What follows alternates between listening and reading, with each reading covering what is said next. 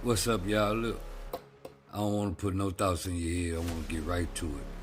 The Willie Lynch letter, it was written in 1700, early 1700s, I believe, like 1712 or something.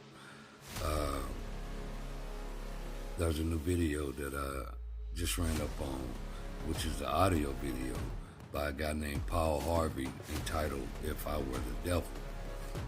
That was written in 1965.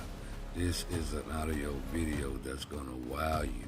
I want you to listen to it, man. I want you to just think about it, and wherever it takes you, God be with you. But check it out, man.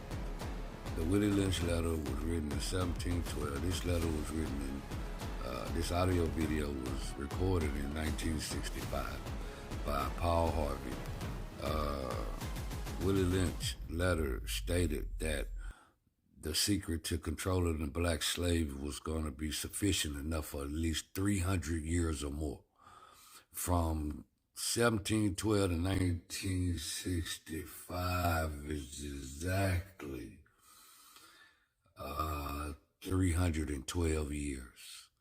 When I heard this audio, it reminded me of a revised Willie Lynch letter, man. I'm not going to say much more about it. I want y'all to listen to it, check it out, and what you think about it. This here will wow you.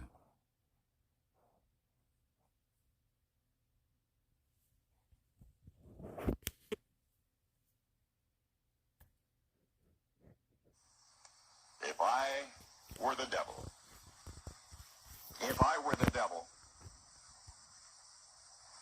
if I were the prince of darkness, I'd want to engulf the whole world in darkness, and I'd have a third of its real estate and 4/5 of its population, but I wouldn't be happy until I had seized the ripest apple on the tree, thee.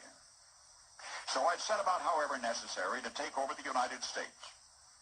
I'd subvert the churches first. I'd begin with a campaign of whispers. With the wisdom of a serpent, I would whisper to you as I whispered to Eve, do as you please. To the young, I would whisper that the Bible is a myth. I would convince them that man created God instead of the other way around. I would confide that what's bad is good and what's good is square. And the old, I would teach to pray after me, Our Father, which art in Washington. And then I'd get organized. I'd educate authors in how to make lurid literature exciting so that anything else would appear dull and uninteresting. I'd threaten TV with dirtier movies and vice versa. I'd peddle narcotics to whom I could. I'd sell alcohol to ladies and gentlemen of distinction. I'd tranquilize the rest with pills. If I were the devil, I'd soon have families at war with themselves, churches at war with themselves, and nations at war with themselves, until each in its turn was consumed. And with promises of higher ratings, I'd have mesmerizing media fanning the flames.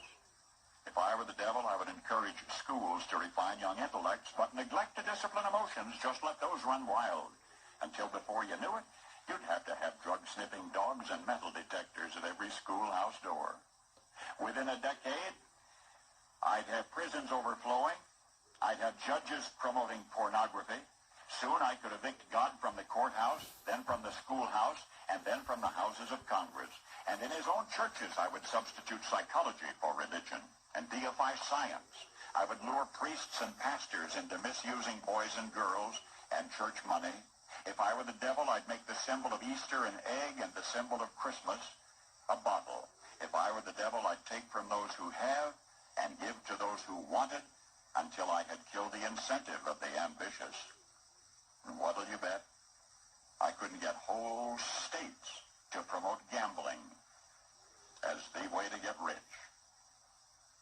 I would caution against extremes in hard work, in patriotism, in moral conduct. I would convince the young that marriage is old-fashioned, that swinging is more fun, that what you see on TV is the way to be.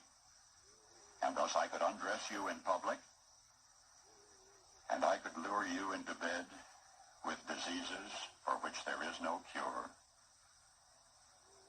In other words, if I were the devil, I'd just keep right on doing what he's doing.